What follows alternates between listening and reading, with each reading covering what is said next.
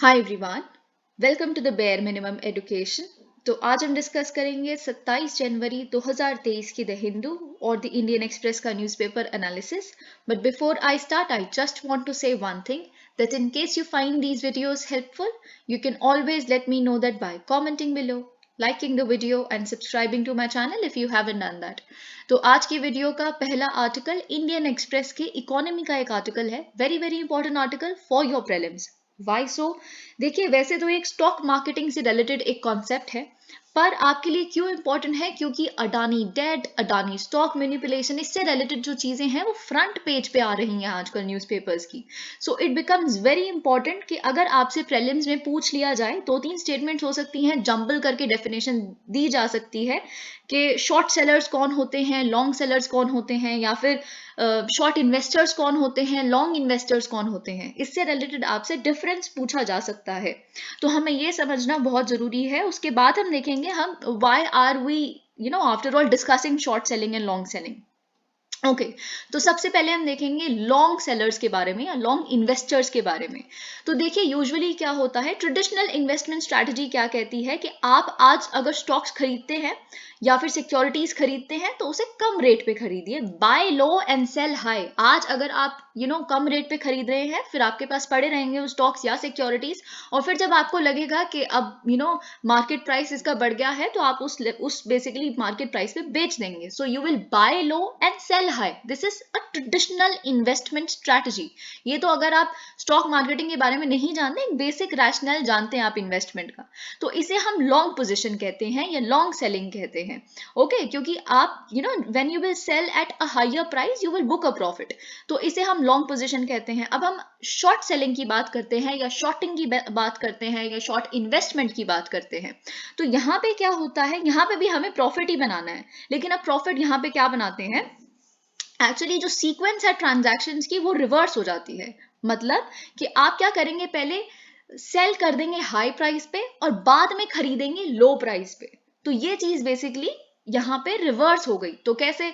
यहाँ पे बेसिकली क्या होता है कि कोई एक ट्रेडर है, कोई एक ट्रेडर है, वो सिक्योरिटीज बेच देता है बहुत हाई प्राइस पे, लेकिन वो खुद की उसकी सिक्योरिटी नहीं है, वो उसने किसी से बोरो की हुई है।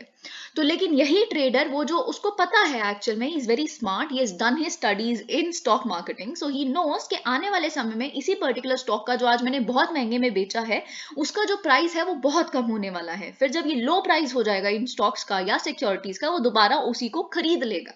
तो यानी कि उसने बेचा बहुत ज्यादा महंगे प्राइस पे था और खरीदा उसने बहुत कम प्राइस पे। तो बीच में एक बेसिकली इस ट्रेडर के पास एक प्रॉफिट आ गया, और ये इसने किसी से बोरो किया हुआ है, तो जिससे इसने बोरो किया हुआ है ये बेसिकली कम प्राइस पे बाद में खरीद के इसे वापस दे देगा जिससे उसने बोरो किया हुआ था। ये होता है शॉर्ट सेलिंग। तो बेसिकली अगर मैं आपको दोबारा एक बार बताऊं, if you haven't gotten it, आप इसको बेसिकली एक बार और देख सकते हैं। अभी एक दो मिनट जो भी मैंने समझाया है, आप दोबारा अगर सुनेंगे तो आपको समझ आ जाएगा। लेकिन फिर भी लॉन्ग जो सेलिंग होता है, ट्रेडिशनल इन्वेस्टमेंट स्ट्रैटेजी, जिसमें आप लो प्राइस पे खरीदेंगे और जब आपका स्टॉक्स का प्राइस या सिक्योरिटीज का प्राइस हाई हो जाएगा तब आप उसे बेच देंगे और बीच में जो प्रॉफिट होगा वो आपका हो जाएगा। लेकिन अगर हम शॉर्ट सेलिंग की बात करें, शॉर्ट सेलिंग में क्या होता है कि अभी हमने लॉन्ग सेलिंग देख लिया, शॉर्ट सेलिंग में बेसिकली आप क्या करेंगे कि आप किसी से बोरो करेंगे, आप एक ट्रेडर हैं, आप किसी से बोरो करेंगे स्टॉक्स को, और फिर जब वो बहुत हाई रेट पे हो जाएगा उन स्टॉक्स को आप बेच देंगे। आपने अपने पैसे से बेसिकली आपको वो हाई प्राइस मिल गया बेसिकली, ठीक है। तो हाई प्राइस जो आपको मिला है, लेकिन आपको पता है ये जो आपने स्टॉक्स बेचे हैं हाई प्राइस पे, ये एक दिन बहुत कम होने वाले हैं, तो फिर जिस दिन बहुत कम रेट हो जाएगा उसका, आप उसे वापस खरीद लेंगे। तो पैसा तो आपके पास है ना, जो आपने उसको हाई प्राइस पे बेच के कमाया था, तो उसमें से लो प्राइस थोड़ा सा निकाल देंगे, बीच का जो प्रॉफिट बचा वो आपका हो गया। तो that is known as short selling. तो बेसिकली अगर आपके प्रीलिम्स में एक और स्टेटमेंट दो स्टेटमेंट इसकी डेफिनेशन की आए, दोनों डिफरेंट डिफरेंट डेफिनेशंस, पर उसके बाद एक स्टेटमेंट लिखी है कि short sellers would want a drop in securities price and long sellers would want the price to go up. तो ये स्टेटमेंट सही है। तो आपको ये कुछ कॉन्सेप्चुअल चीजें हैं जो उस समय पे काफी ट्रबल कर सकती हैं, but if you have like very clear, very thorough with the concepts, there would be no problem. तो ये चीज आपको पता होनी चाहिए। अब देखिए, इसके बाद हमें एक आर्टिकल डिस्कस करना है। दिस इज प्रणाम वर्सेस प्रमाण। तो ये आपके बेसिकली साइंस और फेथ, रिलीजन और साइंस के बीच में एक डिलेमा है। आपसे जो पूछा जा सकता है आपके GS4 के एग्जाम पे, उसमें कुछ कुछ पॉइंट्स, कुछ कुछ पॉइंटर्स जो आपके लिखने के लिए बहुत जरूरी है, हम इसमें वो डिस्कस करेंगे। लेकिन यहाँ पे before I go on to the और jump on to the conclusion itself, जो यहाँ से आपको मिलेगा कुछ बेसिक कीवर्ड्स जो आई वुड सजेस्ट कि आपको नोट डाउन करने चाहिए, जो आप लिख सकते हैं, which would actually make your answer quite impressive. In matters of health, do we place our trust in faith or science? सबसे ज्यादा देखिए फेथ और साइंस में या फिर रिलीजन और साइंस में जो टसल आता है वो हेल्थ के मामले में आता है, मेडिसिन के मामले में आता है। ओके, तो ये बेसिकली जो टसल है वो आज का नहीं है, जो आज आप यूट्यूब पे एक दूसरे से कोरा पे लड़ते हुए देखते हैं, कोई कहता है फेथ, कोई कहता है साइंस, ये आज की नहीं है, ये it is as old as human history. Okay, क्योंकि साइंस भी तब की है और फेथ भी तब का ही है। तो ये बेसिकली यहाँ पे अगर हम देखें गलीलियो और क्रिश्चियन चर्च के बीच में, कैसे आपको याद है, आप जानते हैं बेसिक चीजें कि गलीलियो को कैसे एक ब्लैक मैजिक वाला इंसान डिक्लेयर कर दिया गया था, जो बहुत क्रिश्चियन चर्च के कुछ बहुत ही फॉलोअर्स थे इस तरह के। तो आप ये सारी चीजें जानते हैं। तो ये टसल आज का नहीं है, बहुत समय पहले का है। आई यूज ट्रेडिशनल, तो देखिए जो ऑथर हैं उन्होंने ट्रेडिशनल इंडियन कॉन्सेप्ट्स को यूज किया है, एक है प्रणाम और एक है प्रमाण। तो देखिए आप जानते हैं दोनों ही संस्कृत के शब्द हैं। और प्रणाम का मतलब क्या है? प्रणाम इज एक्चुअली जब आप किसी के सामने, जो आप काफी अपने से ऊपर मानते हैं, रेवरेंस में होल्ड करते हैं, रिस्पेक्ट करते हैं, उनके सामने जब आप बो डाउन करते हैं तो दैट इज नोन एज प्रणाम, राइट। और आप प्रमाण जानते हैं, प्रमाण का मतलब क्या है? प्रमाण का मतलब प्रूफ है।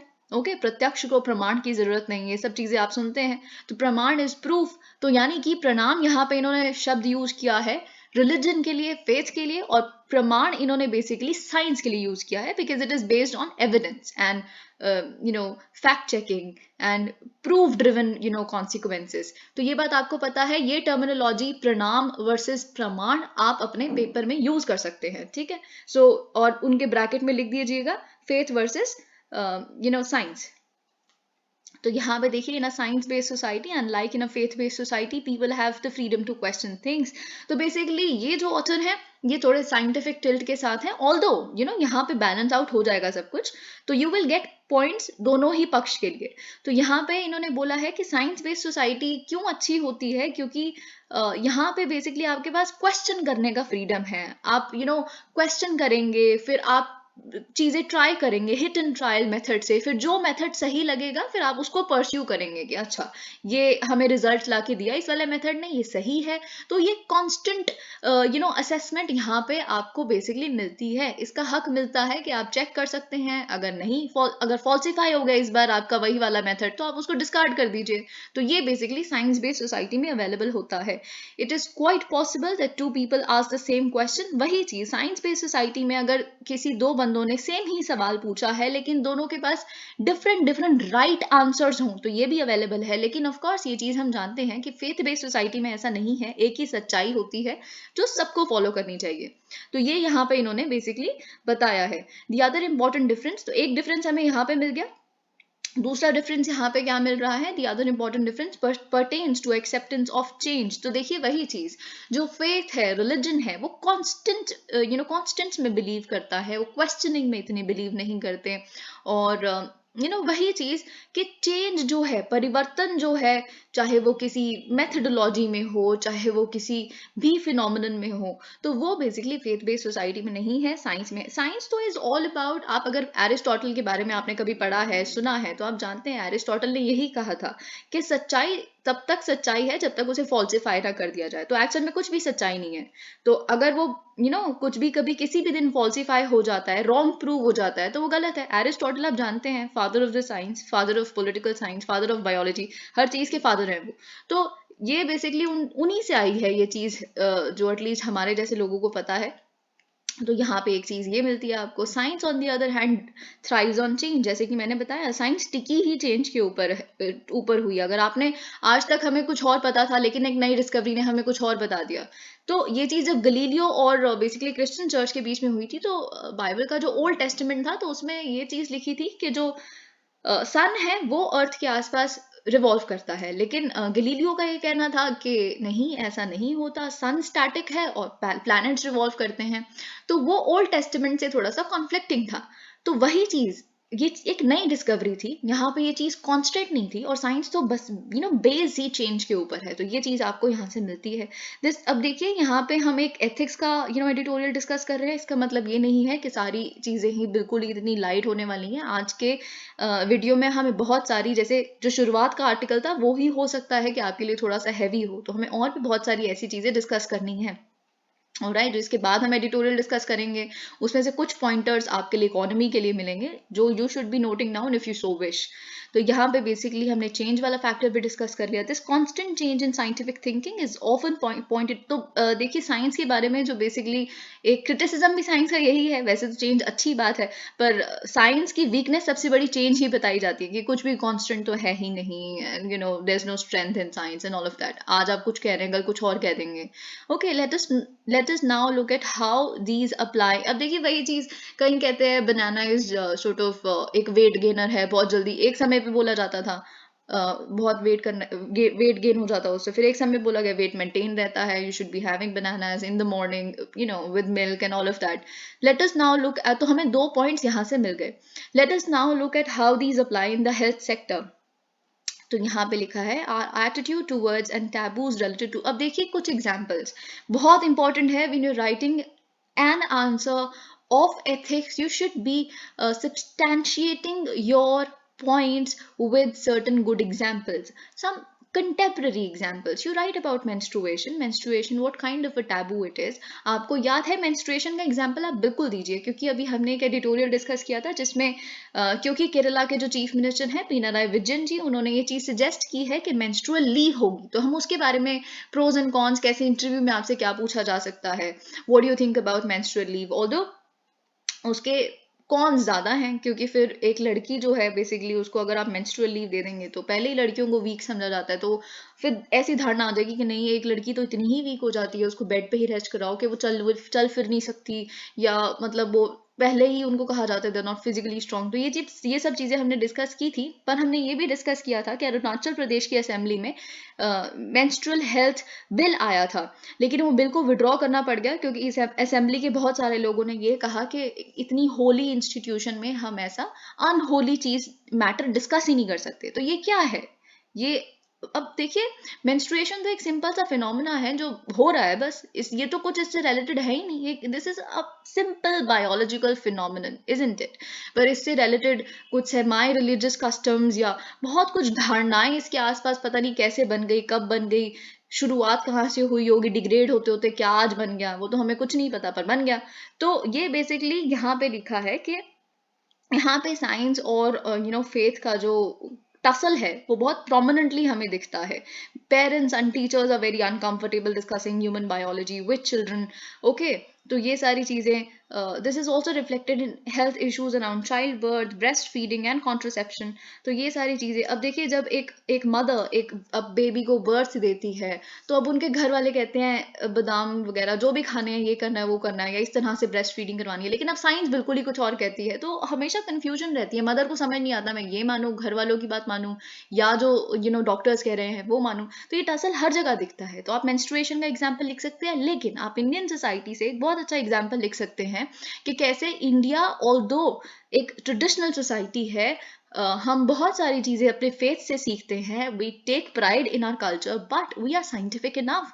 If we hadn't been so, तो जो so called liberal democratic countries USA के जो मिस्टर ट्रम्प जो उस समय पे प्रेसिडेंट हुआ करते थे, और कैसे वो बिल्कुल ही एंटाई साइंटिफिक बातें कर रहे थे कि वैक्सीन से, and go to Pakistan, vaccine से कोई मगरमच्छ बन जाता है, what nonsense was all of that. तो इस तरह की चीजें आ रही थी। Trump was saying you would become unmanly if you take these vaccine, and इस तरह की बातें, वैक्सीन हेजिटेंसी। लेकिन इंडिया, हम इतना तो हमें समझ है, आप देखिए वैक्सीन एक्सेप्टेबिलिटी कितनी थी भारत में, तो इतना जो सक्सेस रेट आया है वैक्सीन का भारत से ही आया है ना। तो ये एक बहुत अच्छा एग्जाम्पल है आपके लिए। तो अभी तक हम 3-4 पॉइंट्स तो डिस्कस कर चुके हैं। One could also put the current controversy on the right and access to safe abortions। तो आप menstruation के बारे में लिख सकते हैं, आप abortions के बारे में लिख सकते हैं कि यूनाइटेड स्टेट्स में देखिए अबॉर्शन इलीगल कर दिया वहाँ के सुप्रीम कोर्ट ने। तो यहाँ पे भी इंडिया खैर बहुत अच्छा एग्जाम्पल है कि यहाँ की सुप्रीम कोर्ट तो बहुत ही प्रोग्रेसिव होती जा रही है। अगर प्रोग्रेसिव नहीं होती तो आप खुद सोचिए कि अबॉर्शंस तो अब अनमैरिड वुमेन के लिए भी अलाउड है। ओके तो ये जो इंटरप्रिटेशन, इतनी लिबरल इंटरप्रिटेशन हमारी सुप्रीम कोर्ट ने दी है, तो ये दिखाता है India is actually balancing out both faith as well as science. तो एक और अगर हम एग्जांपल दें, सेम सेक्स मैरिजेस के बारे में बातचीत चल रही है। ऑल्दो LGBTQ पीपल को कितना डिस्क्रिमिनेशन सहना पड़ता है अगर हम फेथ की पर्सपेक्टिव से जाएं, but look at India, India's example, isn't it exemplary? So these are the example, 4-5 examples हमने डिस्कस कर लिए, आप ये लिखिए। ओके तो यहाँ पे दी अप्रोच, लेकिन ऑफ कोर्स ऐसा इसका मतलब ये नहीं है एवरीथिंग इज मेरी इन इंडिया ऑल्सो, बहुत अभी बैटल बाकी है।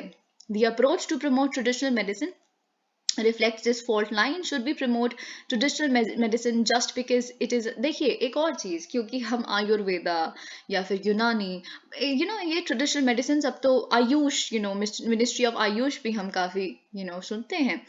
तो ट्रेडिशनल मेडिसिन बिल्कुल बहुत लोगों का फेथ है, बहुत लोग ठीक भी होते हैं उससे, लेकिन बात यह है ट्रेडिशनल मेडिसिन को भी जो साइंटिफिक पैरामीटर्स हैं उस पर टेस्ट करते रहना चाहिए।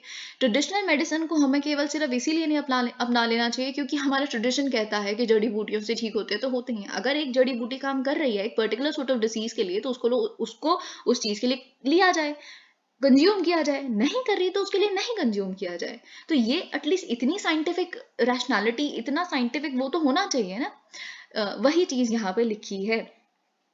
टुडे तो आप ये पैरामीटर पे लिख सकते हैं, टुडे एविडेंस इज मैन्युफैक्चर्ड। अब देखिए यहाँ पे कुछ कुछ चीजें हैं इस तरह के हैवी कीवर्ड्स जो आप यूज कर सकते हैं कि आज क्या होता है कि आज कैसे भी आप मैनिपुलेट कर सकते हैं। आप एविडेंस को मैन्युफैक्चर कर सकते हैं कि बस हमारा पॉइंट ऑफ व्यू जिससे प्रूव हो जाए ना, आप उस तरह से डेटा को, फैक्ट्स को, स्टैट्स को प्रेजेंट कर दो किसी के सामने, इवन दो वो जो हमें सामने बिल्कुल साफ साफ दिख रहा है वो उसके भी खिलाफ जा रहा है। But this is the era we are living in.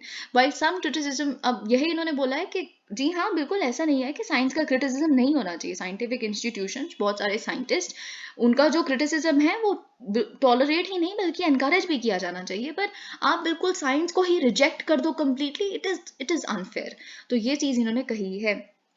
So does faith have any place in reason based society? तो क्या फेथ की क्या जगह है फिर? क्या एक रैशनल इंसान फेथ रख ही नहीं सकता अपने रिलीजन में, या फेथ की कोई जगह ही नहीं है उस इंसान की जिंदगी में? देखिए faith will always have a place in any society as long as the concept of society exist, faith is going to exist. The history says this, everything is going to be like what it is now. Okay तो यहाँ पे ये चीज दिखी है, बस इन्होंने ये कहा है कि पर फेथ की जो एग्जिस्टेंस है should not B at the cost of science. तो आप कंक्लूजन में क्या लिखेंगे? कंक्लूजन में ये लिखेंगे कि दोनों को को एग्जिस्ट करना है। okay understanding the need for both for our societal well-being. So faith and science, religion and science, they must coexist.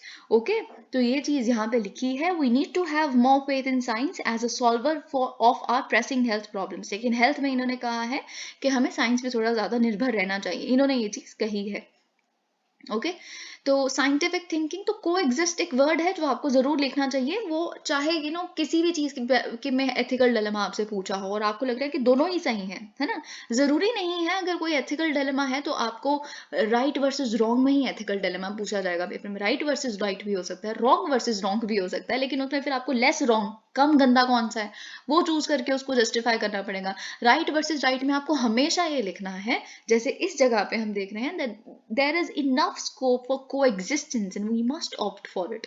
तो ये चीज यहाँ पे लिखी है। Scientific thinking needs people to think independently and critically. Pronoun figures like teachers or parents should encourage children to ask questions. तो देखिए यहाँ पे इन्होंने बहुत ही एक इनोवेटिव तरीके से एक बात लिखी है।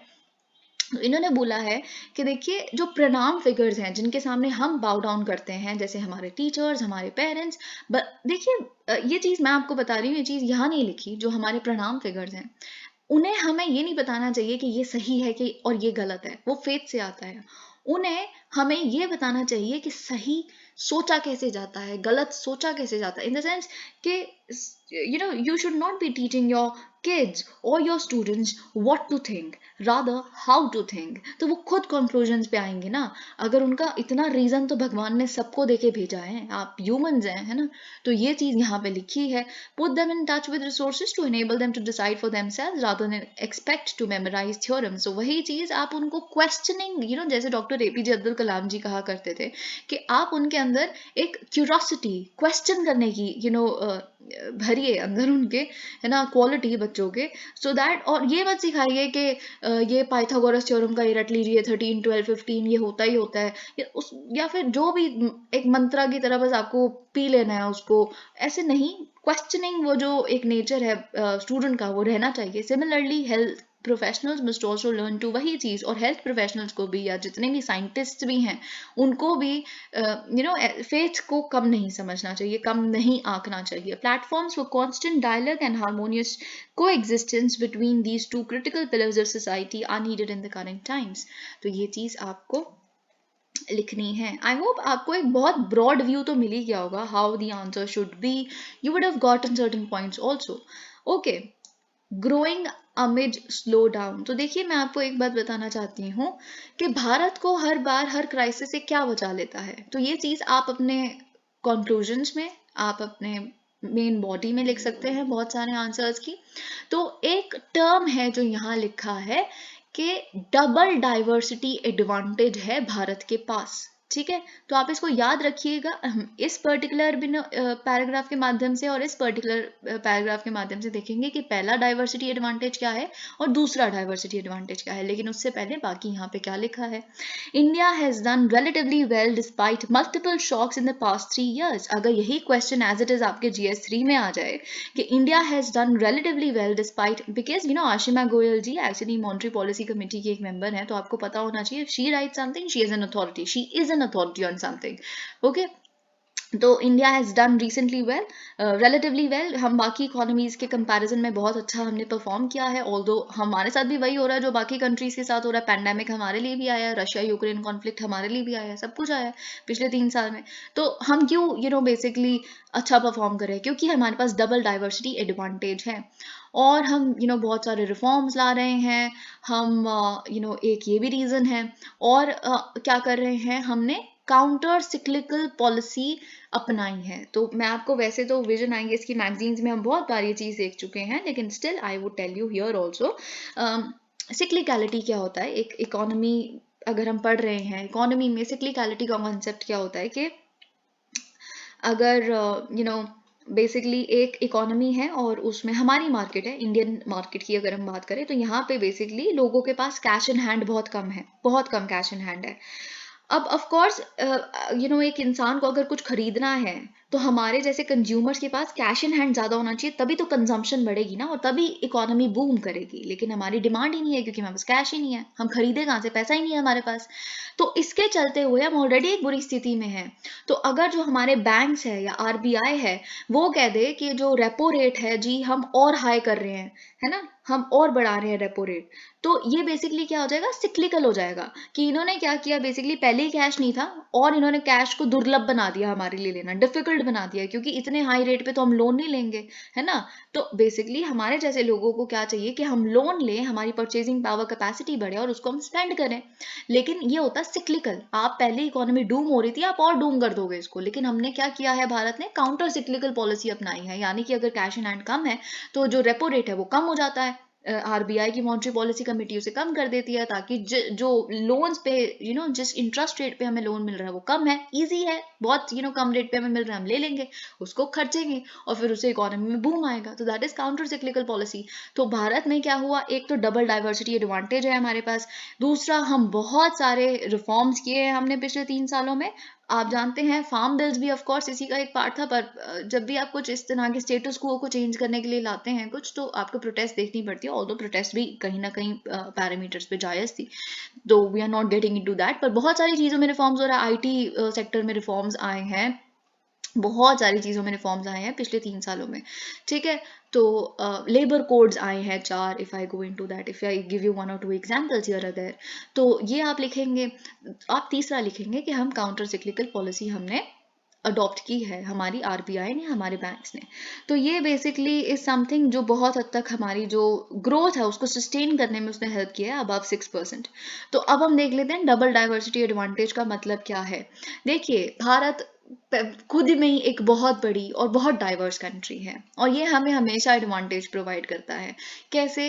क्योंकि देखिए, मैं आपको ये चीज़ शायद पहले भी बता चुकी हूँ कि जब ग्लोबल फाइनेंशियल क्राइसिस आया 2008 का, तो भारत को कुछ नहीं हुआ, भारत रिसेशन में नहीं गया। क्यों नहीं गया? जिस पॉपुलेशन को अपना बेन मानते हैं ना, वो हमारे लिए बून है।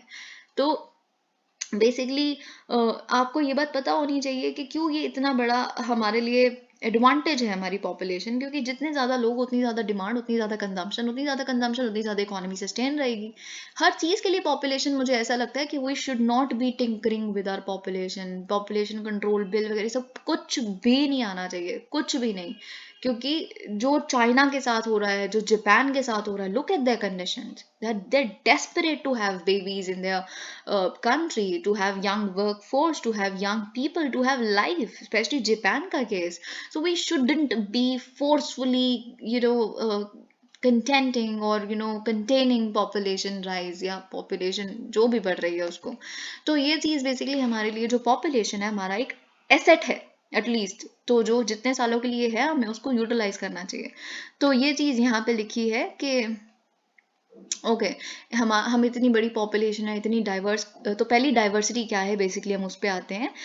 तो डाइवर्सिटी यहाँ पे बेसिकली क्या बात की जा रही है कि अब इतनी डाइवर्स कंट्री, तो डाइवर्स सेक्टर्स हैं। एक मैन्युफैक्चरिंग सेक्टर है, एक सर्विसेज सेक्टर है, एक रेमिटेंसेज आएंगे क्योंकि बहुत लोग बाहर भी जा रहे हैं। तो बहुत सारे इस तरह के सेक्टर्स। और सबसे अच्छी बात क्या है इंडिया के केस में, अगर ये आपके प्रीलिम्स में एक स्टेटमेंट आती है ना कि इंडिया के केस में जो सेक्टर्स हैं वो एक दूसरे पे रिलायंट नहीं है, कम कोरिलेशन है हमारे सेक्टर्स में। ज़रूरी नहीं है कि अगर मैन्युफैक्चरिंग सेक्टर गिर रहा है तो सर्विसेज भी गिरेगा ही गिरेगा ना। कोई भी एग्रीकल्चर देखिए, जब बेसिकली कोविड आया तो एक ही सेक्टर था जो ग्रो कर रहा था, वो एग्रीकल्चर था। 4% के करीब उसने ग्रोथ दिखाई अपनी, है ना। लेकिन बाकी सारे सेक्टर्स बंद थे। मैन्युफैक्चरिंग तो बंद होगी ना, बिल्कुल नेगेटिव में जाएगी क्योंकि सब बंद हो गया था उस समय पे।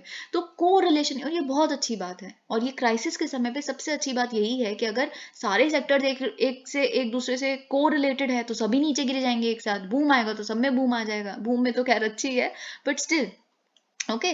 तो बेसिकली एक डाइवर्सिटी, जो डाइवर्सिटी ऑफ सेक्टर्स है, जैसे यहाँ पे लिखा है कि हमारा जो करंट अकाउंट डेफिसिट है वो इतना ज़्यादा क्यों नहीं है।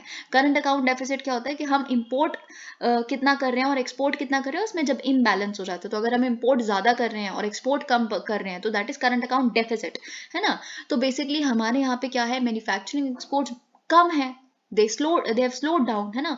तो ये हमारे लिए बहुत बड़ी दिक्कत हो जानी चाहिए। लेकिन जो सर्विसेज एक्सपोर्ट्स हैं वो ज़्यादा है, तो ये हमारी दिक्कत को कम कर देते हैं। और जो रेमिटेंसेज हैं, जो बाहर से हमारा पैसा आ रहा है, जो बहुत सारे लोग हमारे यहाँ के एनआरआईज हैं जो बाहर काम करने गए हुए हैं, अपने माँ बाप को, अपनी फैमिली को बाहर से पैसा भेजते हैं, तो वो कहीं ना कहीं सेटल आउट, ईज आउट कर देता है इस करंट अकाउंट डेफिसिट को। तो ये चीज़ यहाँ पे लिखी है।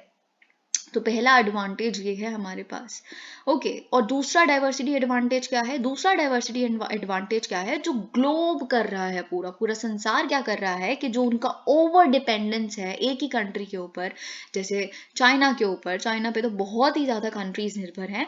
अब वो उसको डाइवर्सिफाई करने की कोशिश कर रहे हैं। China +1, Europe +1 factor. तो इससे क्या है, भारत के लिए बहुत अपॉर्चुनिटीज क्रिएट हो रही हैं। जो चाइना बना रहा है ऑलमोस्ट वो सब कुछ भारत भी बना रहा है। तो अगर एक कोई कंट्री है जो चाइना से कुछ वही चीज़ खरीद रहा है तो अब इंडिया से भी खरीदना शुरू हो रहा है। ठीक है, वैसे इंडिया भी वैसे तो डाइवर्सिफाई कर रहा है, पर इस जगह हमको क्या एडवांटेज हो रहा है वो देखने की कोशिश कर रहे हैं। तो ये डबल डाइवर्सिटी एडवांटेज आप लिख सकते हैं, diversity of sectors and diversity of जो ग्लोबल डाइवर्सिफिकेशन हो रहा है। ओके, ये आपके लिए अगेन एथिक्स के लिए एक एग्जांपल है। On special guest list central Vista workers, I think this is very very very good. Why? क्योंकि आपने बेसिकली जैसे जो सेंट्रल विस्टा बना रहे हैं, जो गार्डनर्स हैं, जो लॉन्स को मेंटेन करते हैं राष्ट्रपति भवन से इंडिया गेट तक के, जो और रिक्शा पुलर्स हैं उसके पास, बहुत सारे ऐसे लोगों को, जो कंस्ट्रक्शन वर्कर्स हैं, उनको 1000 लोगों को बेसिकली स्पेशल इनवाइट गया था, स्पेशल इनविटेशन गया था रिपब्लिक डे सेलिब्रेशंस को देखने के लिए। तो उसमें से मोस्टली सारे यही लोग हैं। तो they feel as they say that we feel represented. ऐसा लग रहा है कि जो हमने काम किया है हम उसके ओनर्स हैं, यू नो, हमें ऐसा दिखाया जा रहा है, जताया जा रहा है हमारे लिए। So this is of course something you can write at multiple places in multiple questions. Among those who watched the first Republic Day parade held on the revamped Kartavya Path were some of the workers who helped maintain the sprawling lawns and pathways. तो ये चीज मैंने आपको बता दी, they were special guests. Okay, so this is just an example for you. Okay तो यहाँ पे देखिए कुछ कुछ चीज़ें जो आपके लिए बहुत ज़रूरी हैं समझनी, लेकिन उससे पहले I would discuss these particular examples जो हम द हिंदू में देखेंगे। India and Egypt रिइटरेट support for non aligned movement. तो यहाँ पे बेसिकली देखिए इंडिया इजिप्ट से रिलेटेड आपको कुछ चीज़ें जो कम से कम 4-5 पॉइंट्स तो मैं आपके साथ डिस्कस कर चुकी हूँ, तो आज एक बार ही हम उसको रिवाइंड कर लेते हैं और जो एक आधा पॉइंट यहाँ से और एक्स्ट्रा मिलता है वो भी ऐड करेंगे। तो by chance if you don't know much about Egypt and you feel oh Africa तो बड़ा ही यूएसए पे ध्यान देना चाहिए, पढ़ा तो हमने वो था इजिप्ट गया, ये कैसे आ सकता है। तो क्योंकि हम अपनी 75th एनिवर्सरी सेलिब्रेट कर रहे हैं, 75th anniversary of diplomatic ties with Egypt, Egypt is important for you also. क्योंकि ये चीज़ मैं आपको पहले भी बता चुकी हूँ, जो भी हमारे रिपब्लिक डे परेड पे चीफ गेस्ट होते हैं उस पे ऑलमोस्ट हर साल आपके मेंस में क्वेश्चन आया ही आया है। और साथ ही में जो प्रवासी भारतीय दिवस पे अभी हमने लैटिन अमेरिकन कंट्रीज जैसे गयाना और सरीनाम के प्रेसिडेंट्स को इनवाइट किया था, और अब हमने एक ऐसी कंट्री जो बेसिकली अफ्रीका में भी आती है, मिडिल ईस्ट में भी आती है, यूरोप में भी आती है थोड़ी सी, तो उसको एक क्रॉस लिंक्स पे बसी हुई है। तो बेसिकली एक ऐसी कंट्री को हमने इनवाइट किया है, तो यू शुड बी प्रिपेयरिंग। एक अगर क्वेश्चन फुल फ्लेज्ड भी आ सकता है अगर इंडिया इजिप्ट नहीं आया, कि कैसे हम जो इंडिया है वो अपने सुपर पावर से ध्यान हटा के लैटिन अमेरिकन और अफ्रीकन कंट्रीज पे भी ध्यान दे रहा है, या एक्सटेंडेड नेबरहुड पे ज़्यादा ध्यान दे रहा है, जैसे सेंट्रल एशिया वगैरह का भी आप फैक्टर उसमें लिखेंगे। तो आप इस तरह का आंसर भी प्रिपेयर कीजिए।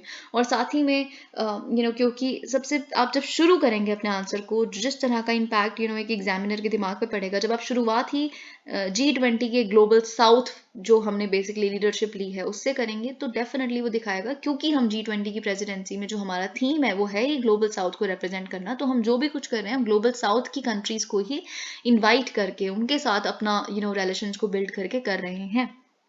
तो इस तरह से आप स्टार्ट करेंगे। तो देखिए ऑफ कोर्स इंडिया और इजिप्ट के बारे में अगर आप जब भी बात करेंगे तो सबसे पहला पॉइंट जो आपका वो नॉन अलाइंड मूवमेंट पे है। आप जानते हैं मिस्टर नेहरू जो इंडिया के प्राइम मिनिस्टर थे, और टीटो जो इंडोनेशियन चीफ थे, और साथ ही में जो नासेर थे इजिप्ट। तो इजिप्ट, इंडोनेशिया एंड इंडिया, ये जो कंट्रीज थी, ये आप कह सकते हैं कि नाम का इन्होंने नींव रखी है। तो हमारे जो हिस्टोरिकल टाइज आते हैं वो 1950-60s को जाते हैं, जब हमने बेसिकली कोल्ड वॉर चल रहा था और हमारी जैसी कंट्रीज ने थर्ड वर्ल्डिज्म का कॉन्सेप्ट दिया। हमने ग्लोबल साउथ की सॉलिडारिटी, साउथ सॉलिडारिटी के बारे में बात की, और हमने कहा कि ना ही हम यूएस को चूज कर रहे हैं, कैपिटलिज्म को चूज कर रहे हैं, ना ही हम सोशलिज्म यानी कि यूएसएसआर को चूज कर रहे हैं। हम नॉन अलाइंड है, किसी से भी अलाइंड नहीं है। हम खुद में आप कह सकते हैं कि एक पोल है, हम खुद में सक्षम है, सेल्फ रिलायंट है। We shouldn't be getting into the satellites of any camp. तो ये चीज उन्होंने हमने कही थी। तो नाम के बिना तो इंडिया इजिप्ट का रिश्ता अधूरा है। तो पहला पॉइंट ऑफ कोर्स आपका नाम का ही होगा। A joint statement issued after bilateral engagements for president. तो आप देखिए एक जॉइंट स्टेटमेंट जो बेसिकली हम दोनों ने इंडिया इजिप्ट की जॉइंट स्टेटमेंट निकली है बेसिकली रिपब्लिक डे परेड के बाद। तो हम दोनों ने ही बेसिकली बोला है कि we express the desire for exchange of technology between our defence industries, के हम ट्रांसफर ऑफ टेक्नोलॉजी या sharing of technology of defence industries पे काम करेंगे। द टू कंट्रीज, तो एक सिक्योरिटी वाला जो डायमेंशन है, you should be mentioning that. तो number 1 is NAM, number 2 is defence ties. आप डेफ एक्सपो के बारे में लिख सकते हैं, और कैसे हम जब हम मेक इन इंडिया के बारे में बात कर रहे हैं तो make in India is just not for make in India for India, but it is also make in India for the globe, है ना। तो ये चीज़ है, आप इसके बारे में लिख सकते हैं। और देखिए एक तीसरा पॉइंट अगर मैं आपको बताऊं, जैसे कि मैंने आपको बताया था, अगर इंडिया इंडो पैसिफिक पॉलिसी की बात करता है, आज इंडियन ओशन पे ही आप कह सकते हैं कि इंडिया का जो स्टैचर है, इंडिया को जो हर कंट्री से इतनी इंपॉर्टेंस मिल रही है वो इंडो पैसिफिक पॉलिसी की वजह से मिल रही है। जो इंपॉर्टेंस इंडियन ओशन की आज हो गई है इस संसार में, उसकी वजह से मिल रही है। लेकिन इंडियन ओशन की सिक्योरिटी कहाँ से शुरू होती है? रेड सी से। और अगर हम इजिप्ट की बात करें तो इजिप्ट के लिए स्यूज कैनाल की सिक्योरिटी है वो बहुत इंपॉर्टेंट है, और उसकी सिक्योरिटी कहाँ से शुरू होती है? रेड सी से। तो रेड सी से ही अगर दोनों की सिक्योरिटी शुरू हो रही है तो दोनों की सिक्योरिटी कॉमन है ना, दोनों के रिस्क भी कॉमन है। तो एक चीज आप ये लिखेंगे, और क्या लिखेंगे आप? टेररिज्म का कॉन्सेप्ट लिखेंगे। तो देखिए यहाँ पे बेसिकली दोनों ही लीडर्स ने कहा है, prime minister Modi and president LCC ने, कि जो टेररिज्म पे अपना कंसर्न दिखाया है। तो आप चौथा पॉइंट हम बिल्कुल टेररिज्म पे लिखेंगे कि कैसे हमने कोऑर्डिनेट करने की बात की है साइबर सिक्योरिटी पे, और दोनों ने ये कहा है, कंडेम किया है, जो terrorism as a foreign policy tool use किया जाता है कुछ कंट्रीज द्वारा। तो हमने कहाँ पे हिंट किया है? हमने पाकिस्तान पे हिंट किया है। We are against it, we are also sort of against, आप कह सकते हैं, ईरान पर। ईरान थ्रेट करता है कि हम न्यूक्लियर वेपन्स बना लेंगे, तो पर नॉट सो मच इंपॉर्टेंट, पर दोनों का हिंट यहाँ पे पाकिस्तान पे है। तो ये चीज़ आपको पता होनी चाहिए। तो आप टेररिज्म वाला एंगल लिखेंगे, क्योंकि इंडिया और इजिप्ट और ऐसी बहुत सारी कंट्रीज रिलीजियस एक्सट्रीमिज्म है इसके खिलाफ काम कर रही हैं। तो ये आप एक टेररिज्म, 4 पॉइंट्स हमारे यहाँ पे हो गए। पांचवा पॉइंट आप क्या लिखेंगे? पांचवा पॉइंट जो यूनाइटेड नेशन सिक्योरिटी काउंसिल के रिफॉर्म की बात है, जो यूएन रिफॉर्म्स पे अगर भारत कहता है कि हमें परमानेंट सीट चाहिए, विच इज राइटली सो, हम डिजर्व करते हैं इतनी बड़ी पॉपुलेशन, सबसे बड़ा पॉपुलेशन अब तो भारत का ही है ऑलमोस्ट, ऑल्दो सेंसस नहीं हुआ है, पर बहुत सारे रिपोर्ट्स तो यही बताती हैं। चाइना तो पीछे हो गया। तो इतनी बड़ा देश, जो रिप्रेजेंटेशन जिसको मिलनी चाहिए, उसका ड्यू, एक आप कह सकते हैं उनका राइट है हमारा, तो वो नहीं मिल रही। ऊपर से जो स्टैचर हमारा आज है पूरे संसार में, इकोनॉमिकली भी हम इतनी बड़ी इकोनॉमी है। तो इसी साथ में इजिप्ट भी बेसिकली यूनाइटेड नेशंस रिफॉर्म के बारे में खड़ा है हमारे साथ। तो ये आप यूनाइटेड नेशंस का एक कॉन्सेप्ट लिखेंगे। तो और if we see what else is there, तो देखिए आप ये भी जानते हैं, ये चीज़ तो मैंने आपको पहले भी बताई थी कि कैसे जब नुपुर शर्मा कंट्रोवर्सी हुई थी उसमें, तो इजिप्ट एक बहुत यूनिक कंट्री थी, यूनिक अरब कंट्री थी, जिसने भारत को क्रिटिसाइज नहीं किया था ओपनली। बाकी गल्फ कंट्रीज ने किया था, कतर ने किया था, सऊदी अरेबिया ने किया था, सब ने किया था, पर इजिप्ट ने नहीं किया था। Egypt sort of wanted to have good relations with India, wanted to avoid it। तो ये चीज़ हमने देखी। तो आप यहाँ पे 4 पॉइंट्स हमें ये मिल गए। तो पांचवा पॉइंट आप लिख सकते हैं कि हम दोनों ने ही कैसे रशिया यूक्रेन के वॉर के समय आप रिस्ट्रेंट अपनाया है, टेम्परेंस अपनाई है, हमने मल्टीलैटरलिज्म की कमिटमेंट के बारे में बात की है, यूनाइटेड नेशंस चार्टर को जो हम कमिटेड है, इंटरनेशनल लॉ, और वही चीज़ फाउंडिंग वैल्यूज ऑफ नैम। तो आज भी हम जो नैम की फाउंडिंग वैल्यूज थी उस पे रिलायंट है, उस पे कमिटेड है। तो ये सारी चीज़ें यहाँ पे आप लिख सकते हैं। Okay, China has exploited tribal alienation along India-Myanmar border. You should be preparing India-Myanmar. We have discussed India-Myanmar relations at length.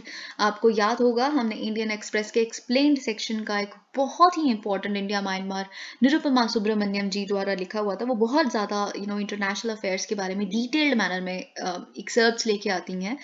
हमने इंडिया मॉलडीव्स भी उनका पढ़ा है, हमने इंडिया म्यांमार पढ़ा है, समझा है, और बहुत सारे इस तरह के आर्टिकल्स।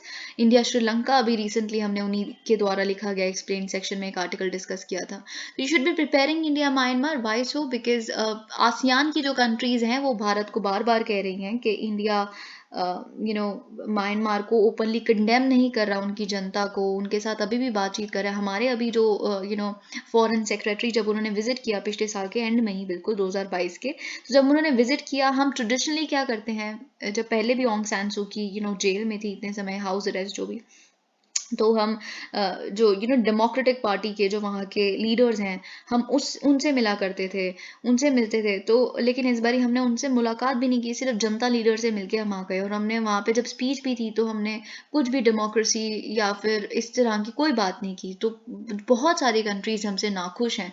उनका ये कहना है कि आप वैसे सबसे बड़ी डेमोक्रेसी हैं और you stand for these constitutional values of yours, but you are not condemning in Myanmar, and you are not asking out for democracy on their part and all of that. So ASEAN countries जिसका खुद का member एक Myanmar है, वो हमें इस चीज़ के लिए criticize कर रही हैं. Also आप जानते हैं म्यांमार important क्यों है, क्योंकि म्यांमार की जनता ने अभी रिसेंटली बोला है कि हम बहुत ही जल्दी इलेक्शन होल्ड करने वाले हैं. मोस्ट प्रोबेबली एक्सपर्ट्स का ये कहना है कि इसी साल इलेक्शंस होंगे और ये बस एक माउथ पीस है, लिप सर्विस है.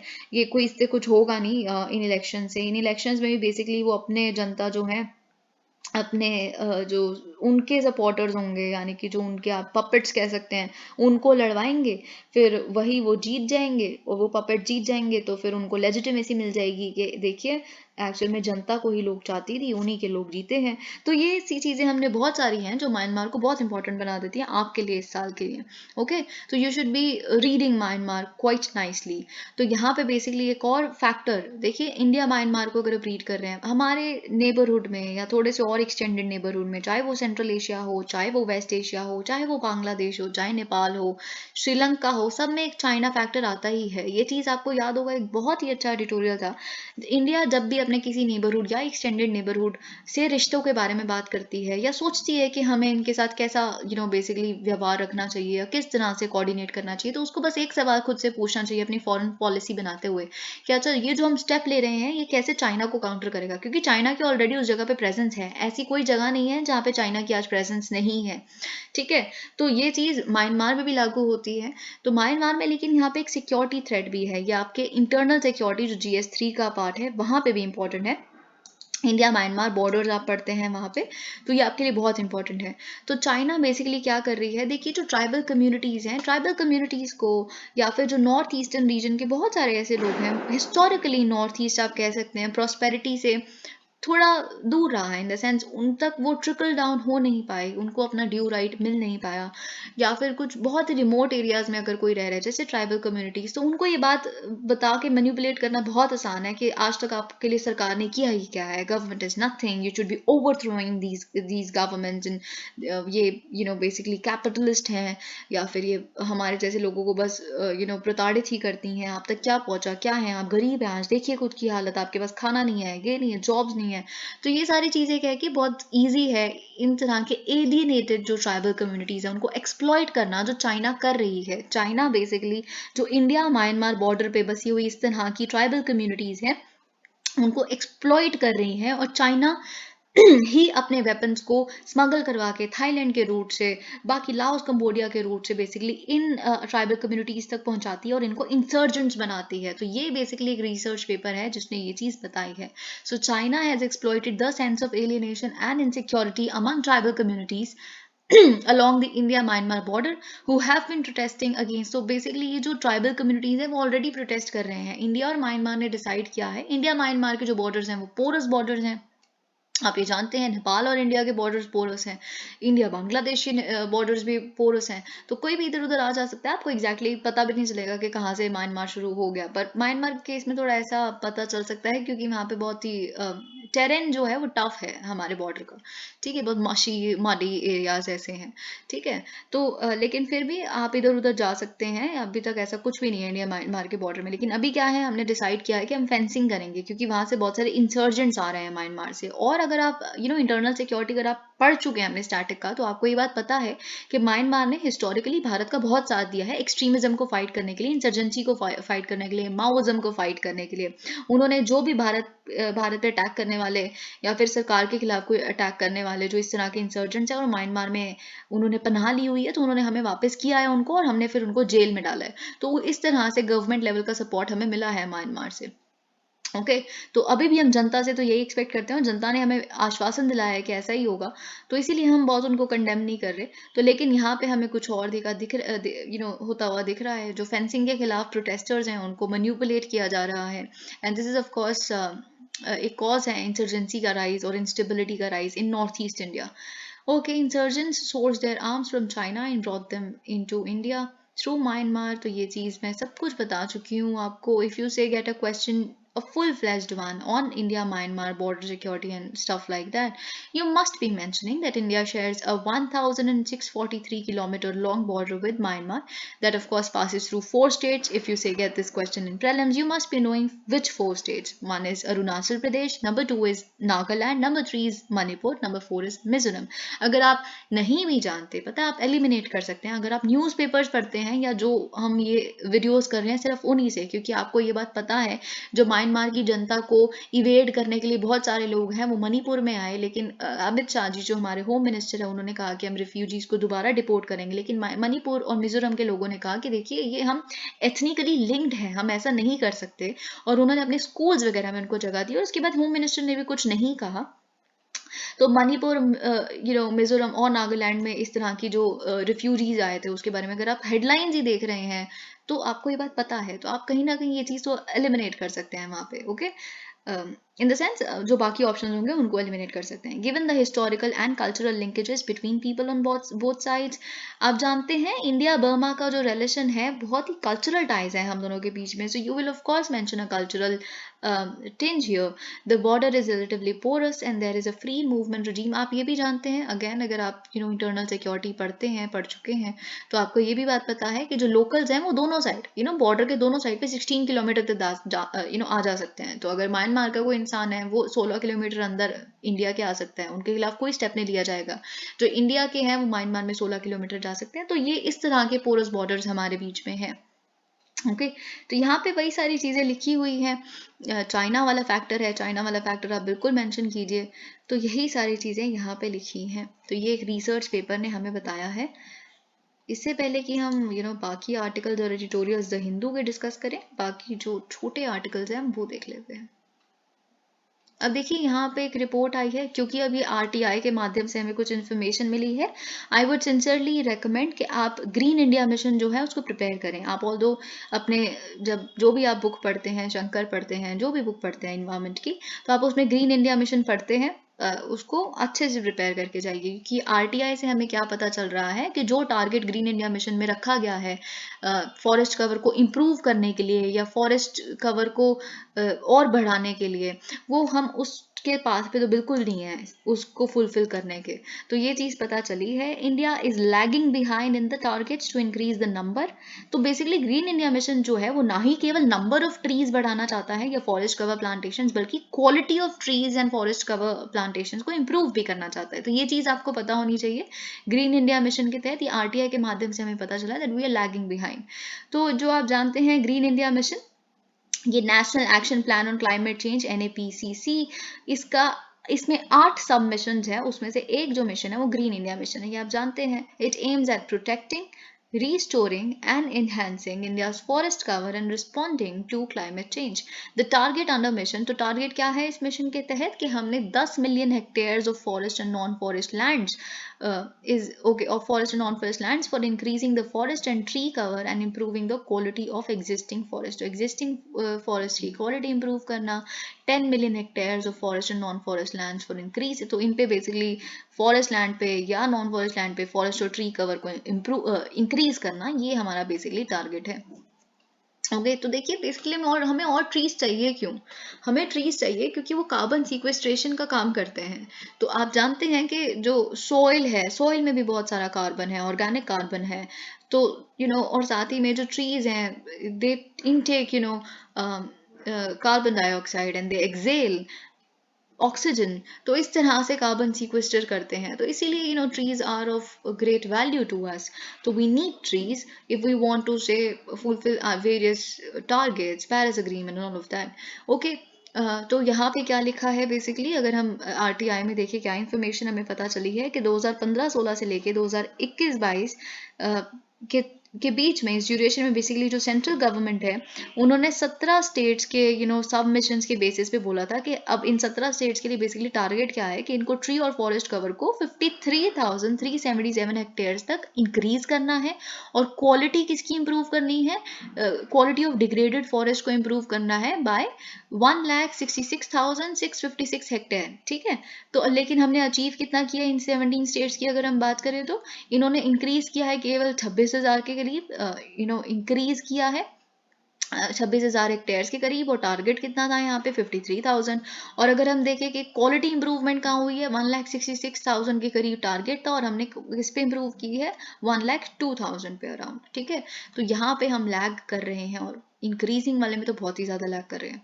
For executing these projects union government, और इन प्रोजेक्ट्स को एग्जीक्यूट करने के लिए, इंक्रीज करने के लिए, इंप्रूव करने के लिए सेंट्रल गवर्नमेंट ने एलोकेट भी किया था ₹681 करोड़, जिसमें से अभी तक केवल 525 करोड़ यूटिलाइज हुआ है। तो अंडर यूटिलाइजेशन ऑफ फंड्स, ये तो हर चीज का, हर स्कीम का एक, आप पता है अगर आपको कोई पॉइंट नहीं आता तो आप लिख के आ सकते हैं under utilisation of funds. Over utilisation भी लिख सकते हैं, अंडर यूटिलाइजेशन भी लिख सकते हैं। ठीक है, the states with a significant shortfall in tree cover include Andhra Pradesh. Andhra Pradesh में बेसिकली टारगेट था 186 हेक्टेयर्स का, पर इन्होंने सिर्फ 75 हेक्टेयर्स को अटेन किया है। ओके, उत्तराखंड में टारगेट था 6,446 हेक्टेयर्स का, इन्होंने केवल 1,505 हेक्टेयर्स अचीव किया है। तो कुछ ज़्यादा ही आप देख सकते हैं यहाँ पे लैग कर रहे हैं। अब इसको साइड पर रख दीजिए अपने दिमाग से, और एक और चीज़ सुनिए। आप जानते हैं ये चीज़ आप अगैन अपने स्टैटिक में कवर करते हैं, India state of forest report 2021 अब आप पढ़ते हैं। तो उसमें बेसिकली क्या है, उसमें बताया गया था कि कंट्री की जो forest and tree cover है, it has gotten increased by 2,261 square kilometers since the last assessment, यानी कि 19, आपको ये बात पता है कि 2 साल बाद आती है, राइट? तो 2019 से बेसिकली इतना स्क्वायर किलोमीटर 2000, ओके, 2261 तक बेसिकली स्क्वायर किलोमीटर तक इम्प्रूव किया था हमने।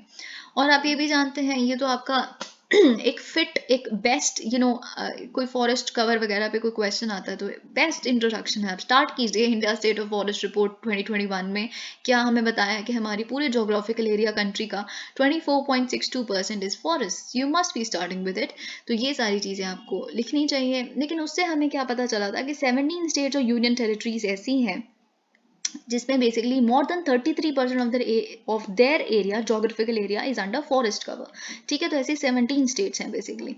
अगर हम लार्जेस्ट फॉरेस्ट कवर की बात करें तो मध्य प्रदेश है, फॉलोड बाय अरुणाचल प्रदेश, छत्तीसगढ़, उड़ीसा, महाराष्ट्र। तो ये सारी चीज़ें आप लिख सकते हैं। ओके, और आपको ये तो प्रीलिम्स के लिए बहुत इंपॉर्टेंट है। और साथ ही में ऐसी स्टेट्स जिनकी जोग्राफिकल एरिया का लार्जेस्ट परसेंटेज, यानी कि as a percentage of their geographical area जो बहुत ज़्यादा फॉरेस्ट में है, तो मिजोरम में देखिए उनका 84.53% जो एरिया है इट इज़ अंडर फॉरेस्ट। फिर अरुणाचल प्रदेश है, 79.33% of the geographical area is under forest cover. तो ये सारी चीज़ें आपको पता होनी चाहिए। However critics increase said that the increase in green cover almost entirely via, लेकिन एक दिक्कत क्या है, जो ये इंक्रीज इन कवर हो भी रहा है इस पूरे India state of forest report में जो हमने देखा, ये कमर्शियल प्लांटेशंस की वजह से हो रहा है।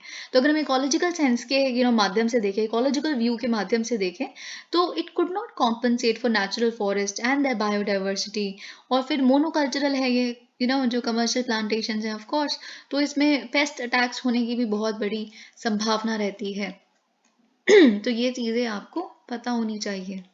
अब देखिए मिस्टर पुतिन ने हमें कंग्रेचुलेट किया है हमारे रिपब्लिक डे पे। तो it is important since we need to understand where this this whole conflict is heading. It's almost 1 year now, 24 फरवरी को हो जाएगा। And what does Putin, Russia's president, think about India in this sense? तो ये basically उन्होंने क्या कहा है कि रशिया ने कहा है कि जो इंडिया है बेसिकली उनकी जो अचीवमेंट है, चाहे वो इकोनॉमिक लेवल पे, सोशल, साइंटिफिक, टेक्नोलॉजिकल या किसी भी स्फीयर में, पूरी दुनिया जानती है इसके बारे में, कौन नहीं जानता। और हमारी कंट्री जो है it is making a substantial contribution to ensuring international stability and security and to addressing vital issues on regional and global agenda. तो देखिए जो ग्लोबल इश्यूज हैं हम उसको अगर टेररिज्म है तो हम उनकी बात कर रहे हैं, तो उस तरह से हम इंटरनेशनल लेवल पे स्टेबिलिटी लाना चाहते हैं। अगर अगर आप यहाँ देखें कि हम अपना स्ट्रेटेजिक ऑटोनॉमी की बात करते हैं, किसी भी जगह ज़्यादा ड्रिल्ट नहीं करते, तो ये इंटरनेशनल स्टेबिलिटी का एक लाने का माध्यम है। तो ये सारी चीज़ों के लिए हमें बेसिकली बोला गया है यहाँ पे। So this we have done.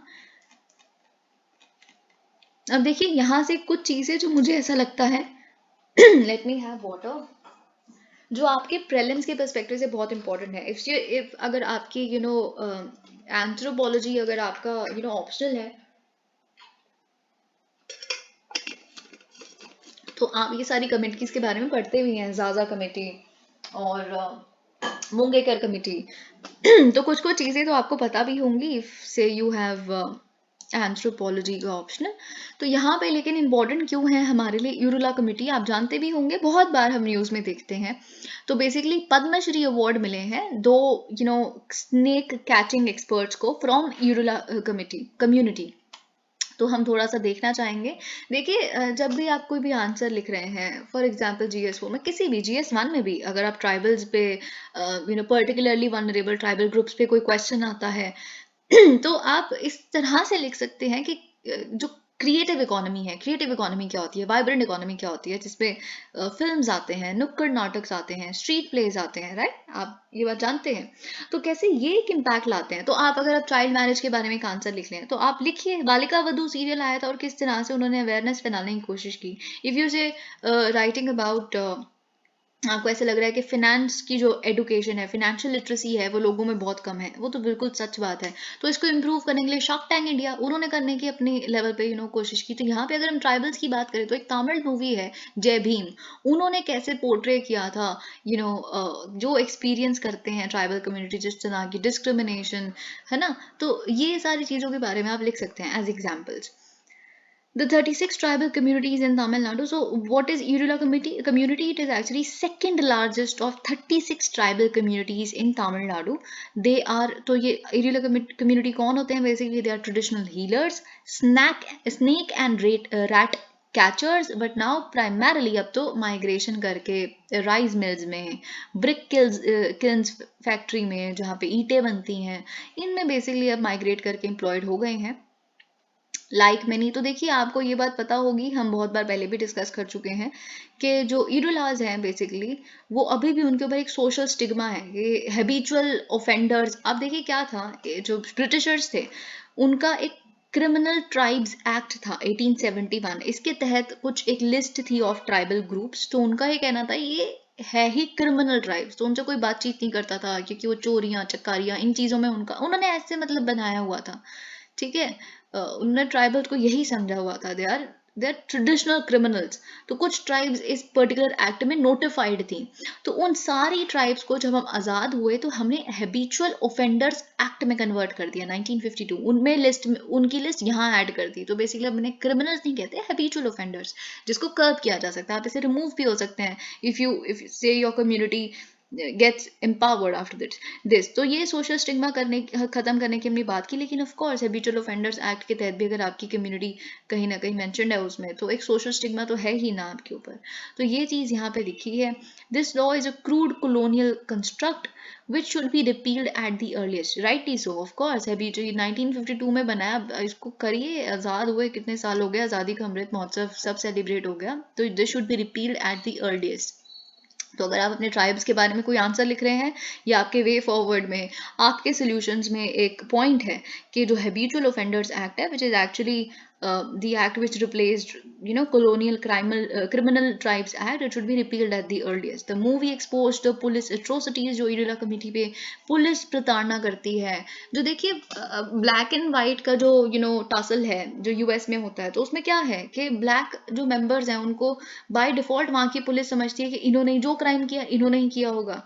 तो वही चीज़ यहाँ पे भी है, पुलिस एट्रोसिटीज जो इन हैबिचुअल ऑफेंडर्स के खिलाफ होती है, या गवर्नमेंट ऑफिशियल्स की इनसेंसिटिविटी, या जो स्ट्रगल जिन्होंने फेस किया, तो ये जय भीम मूवी में बेसिकली दिखाए गए हैं।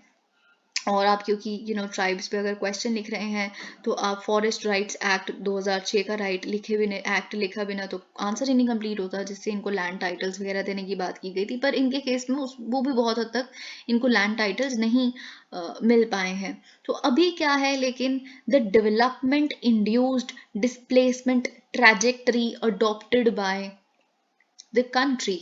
तो ये चीज़ बेसिकली क्या है, भारत डेवलप होना चाहता है, हम एक डेवलप्ड नेशन बनना चाहते हैं, बहुत डेवलपमेंट हो रही है, डैम्स बन रहे हैं, सब कुछ हो रहा है, लेकिन ये डेवलपमेंट किसी की कॉस्ट पे हो रही है। वो किसकी कॉस्ट पे हो रही है, स्केड्यूल्ड ट्राइब्स की कॉस्ट पे। तो हम उनको फोर्स कर देते हैं, हम कहते हैं हम आपको रिहैबिलिट करेंगे, रीसेटल कर देंगे। होता तो कितना ही है, कितना ही रिहैबिलिटेशन और रीसेटलमेंट हो पाता है, ये सबको पता है।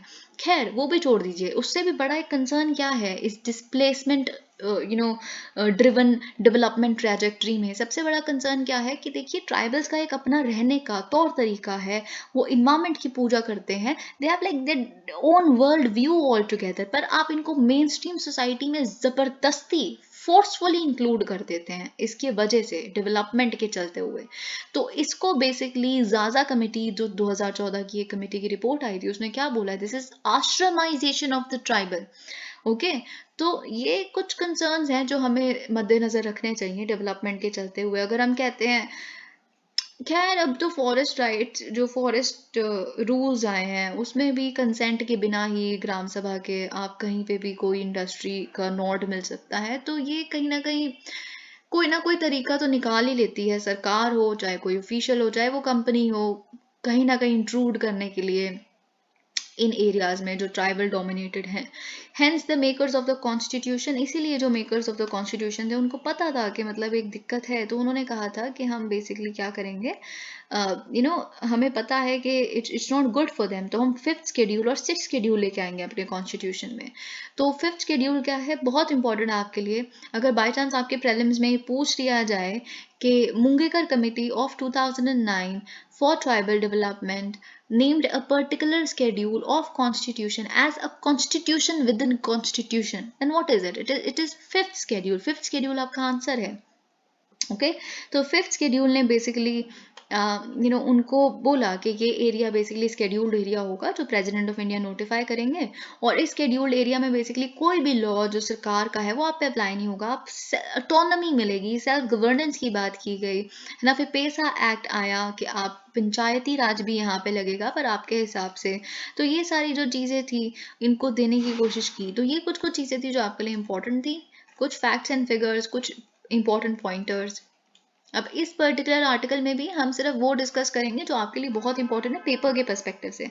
अगर बाय चांस आपके प्रीलिम्स में एक प्रीलिम्स में एक टर्म के बारे में डेफिनेशन पूछी जाती है और उसमें 4-5 ऑप्शंस हैं, that's stringent effect recently seen in news with respect to censorship is what. तो स्ट्राइजेंट इफेक्ट क्या होता है? स्ट्राइजेंट इफेक्ट का मतलब बेसिकली है कि आप एक पर्टिकुलर किसी भी मूवी को, एक पर्टिकुलर डॉक्यूमेंट्री को सेंसरशिप लगा देते हैं उस पर, और फिर जैसे अभी बीबीसी की जो डॉक्यूमेंट्री है द मोदी क्वेश्चन है ना, तो इस पे अब सबको पता है कि इस तरह की कोई डॉक्यूमेंट्री आई है और उस पे सरकार ने उसके लिंक्स हटा दिए और ये सब वगैरह।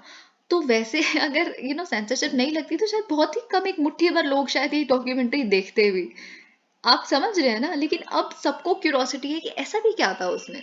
I hope you getting my point. अगर उसमें सेंसरशिप नहीं लगती तो कितना ही अटेंशन जाता किसी का उसके ऊपर, किसी को पता ही नहीं चलता। अरे हजारों डॉक्यूमेंट्रीज आती हैं, पता भी चलता तो इतने लोग तो नहीं। अभी सबके दिल में अगर किसी को भी एक चांस मिल जाए देखने का कोई इलीगल तरीकों से, अब आपने कहीं ना कहीं एक सेंस, ऐसा ये एडिटोरियल कहना चाहता है, आपने कहीं ना कहीं इंसेंटिव दे दिया इस तरह से अनऑथराइज वे से देखने का एक पर्टिकुलर डॉक्यूमेंट्री को, दैट इज स्ट्राइजेंट इफेक्ट। तो स्ट्राइजेंट इफेक्ट के बारे में आपको पता होना चाहिए अगर ये इस तरह का टर्म आपसे पूछ लिया जाए। तो ये बात आप जानते हैं, हम इसको बहुत डिटेल में डिस्कस कर चुके हैं कि आईटी रूल्स 2021 के इमरजेंसी प्रोविजंस क्या है ना, ये चीज़ हम डिस्कस कर चुके हैं। और आप जानते हैं आईटी रूल्स के इमरजेंसी प्रोविजंस के तहत बेसिकली डायरेक्शंस दी गई हैं सरकार द्वारा कि जो फर्स्ट एपिसोड था जो वेबसाइट्स पे या बहुत जगहों पे अवेलेबल था, इसको हटा दिया जाए। जो ट्विटर पे लिंक शेयर होते उसको भी ब्लॉक कर दिया गया। और साथ ही में सेक्शन 69A है जो आईटी एक्ट का, उसके तहत भी ये ऑर्डर्स इशू किए गए थे।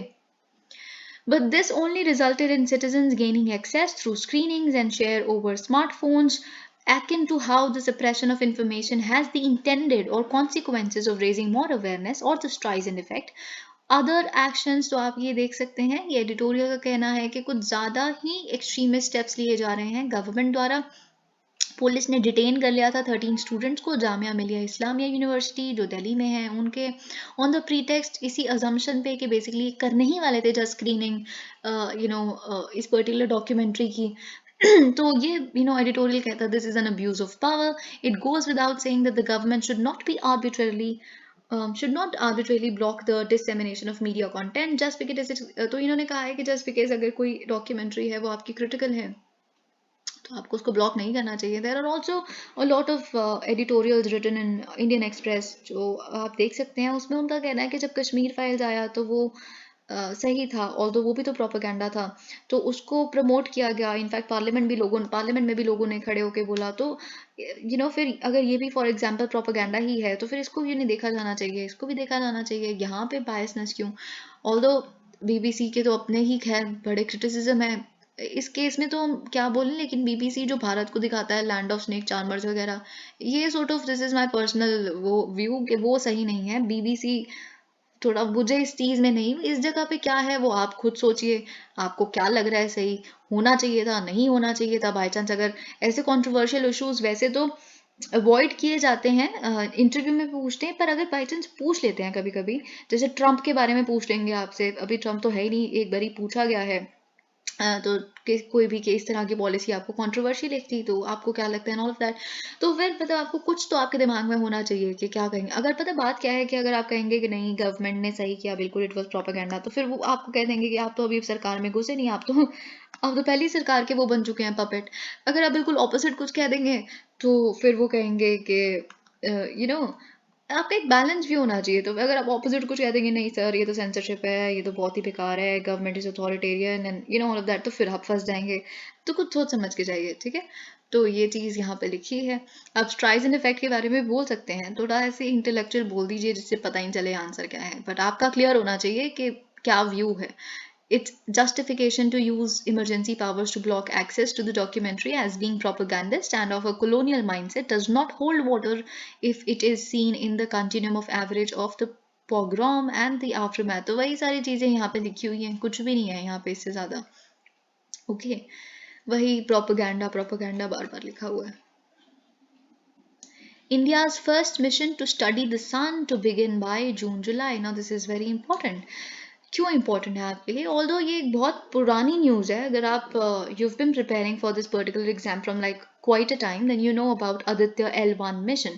So this is an Indian mission. ISRO का एक मिशन है जिससे हम बेसिकली आदित्य L1 मिशन जो इस साल के जून जुलाई तक बेसिकली लॉन्च हो जाएगा, इसके माध्यम से हम क्या करना चाहते हैं, सन को और सोलर कोरोना को ऑब्जर्व करना चाहते हैं. तो कोरोना वायरस ही नहीं है, सोलर की जो आउटर लेयर होती है जिसमें से फ्यूम्स सॉर्ट ऑफ जो रेज निकलती हैं, है ना, तो वो कोरोना लेयर होती है. ठीक है, तो वो भी आपको पता होनी चाहिए. तो इसको ऑब्जर्व करना है. आदित्य L1 मिशन जो है बेसिकली वो क्या करेगा, कहाँ पे इसको प्लेस किया जाएगा, L1 orbit में. L1 orbit is what? It is first Lagrangian point of the Sun Earth system. L1 orbit allow करेगा आदित्य L1 को to look at the sun continuously.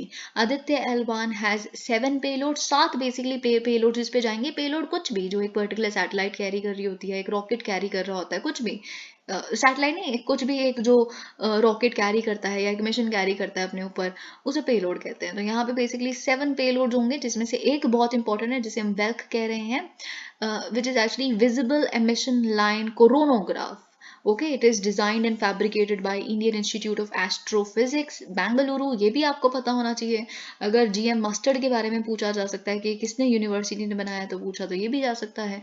ठीक है, तो ये बात आपको पता होनी चाहिए. बाकी और 6 पेलोड्स क्या हैं, बाकी और भी बड़े सारे साइंटिफिक इंस्टीट्यूशन और इसरो ने जो भी चीज़ें बनाई हैं वो हैं, जिससे मतलब आप उसको स्टडी कर सके, ऑब्जर्व कर सके सन को. तो वो सारी चीज़ें बेसिकली इसमें प्रोवाइडेड होंगी इन 6 बाकी सी पेलोड्स में. इसको कौन लॉन्च कर रहा है, पीएसएलवी लॉन्च कर रहा है, ये भी आपको इन्फॉर्मेशन पता होनी चाहिए. और देखिए कोई और सोलर कोरोनोग्राफ ऐसा नहीं है स्पेस में जिसके पास इतनी एबिलिटी है कि वो इमेज कर पाए सोलर कोरोना को as close to the solar disc as the visible line emission coronagraph can. So it is very important. तो ये सारी चीज़ें यहाँ पे लिखी है, level of detail, high resolution, ये सारी चीज़ें इससे हमें बेसिकली मिलती हैं. तो कुछ हमारे आर्टिकल्स जो रह गए थे. China in play, Egypt reaches out to India for economy boost. Again China factor. Egypt देखिए, इजिप्ट हो गया, बाकी साउथ अफ्रीकन कंट्रीज हैं जो और अफ्रीकन कंट्रीज हैं. तो साउथ अफ्रीका ने रिसेंटली क्या कहा था, जब साउथ अफ्रीका को यूएस ने कहा कि देखिए हमारे तो स्लेवरी के बॉन्ड हैं, हम ये हैं वो हैं, आज तक हमने आपका इतना साथ दिया, why are you allowing China to take inroads in your country. तो south Africa said see India देखा है आपने, इंडिया एक देश है जो स्ट्रेटेजिक ऑटोनॉमी के कॉन्सेप्ट में बिलीव करता है, वो किसी नहीं सुनता तो हम भी नहीं सुनेंगे। सो उन्होंने कहा कि देखिए चाइना हमारा अलग दोस्त है, आप अलग दोस्त हैं, हम पे आप कोई नहीं प्रेशर डाल सकता कि हम अलाइन कर जाएं किसी से भी, ठीक है। तो चाइना फैक्टर यहाँ भी आता है। तो इजिप्ट में आप जानते हैं इजिप्ट और चाइना का ट्रेड बहुत ज़्यादा है। इजिप्ट में भी बहुत ज़्यादा फुटप्रिंट हम चाइना का देख रहे हैं, with Egypt battling a serious economic crisis and also Egypt is battling a very serious economic crisis, covid being the triggering factor. तो उसके बाद तो और ज़्यादा, तो इसीलिए Egyptian president Abdul Fattah al Sisi ने कहा है कि बेसिकली हम चाहते हैं कि इंडियन कंपनीज़ की और भी इन्वेस्टमेंट हो, इंडियन कंपनीज़ पार्टिसिपेट करें हमारे मेगा इंफ्रास्ट्रक्चर प्रोजेक्ट्स में। तो ये चीज़ उनकी जॉइंट स्टेटमेंट में भी फिगर करते हुए दिखी हमें कि इजिप्ट ने बोला that we welcome the flow of more Indian investments and promises to offer incentives, हम इंसेंटिव्स देंगे, फैसिलिटीज़ देंगे, अगर आपकी कंपनीज आके इन्वेस्ट करेंगी। तो इंडिया ने भी अपने पार्ट पे बोला कि जो भी ये कह रहे हैं वो हम बिल्कुल चाहेंगे, अगर हमारे को अच्छी अपॉर्चुनिटीज़ मिलेंगी तो हम अपनी कंपनीज को बोलेंगे आप इजिप्ट में जाके इन्वेस्ट करें, ठीक है। तो ये चीज़ हमने देखा। और इंडियन इन्वेस्टमेंट इजिप्ट में already it is more than $3.15 billion, so we have a presence there already, you must be knowing about it, but we want to enhance it, of course Egypt wants us to enhance it, ठीक है। तो ये चीज़ हमने यहाँ पे देखी, they agreed to encourage businesses from their respective countries to explore emerging economic, है ना। तो यही सारी चीज़ें यहाँ पे लिखी है, nothing much here। Okay, made in India weapons, women power, तो आपको बस यहाँ से ये देखना है कि जो वुमेन पावर की बात है, नारी शक्ति, इसके बारे में हमने इंडिपेंडेंस डे स्पीच में भी देखा था और हम यहाँ पे भी देख रहे हैं। तो it is very important, you should be reading about it. Alright, thank you so much, please like the video.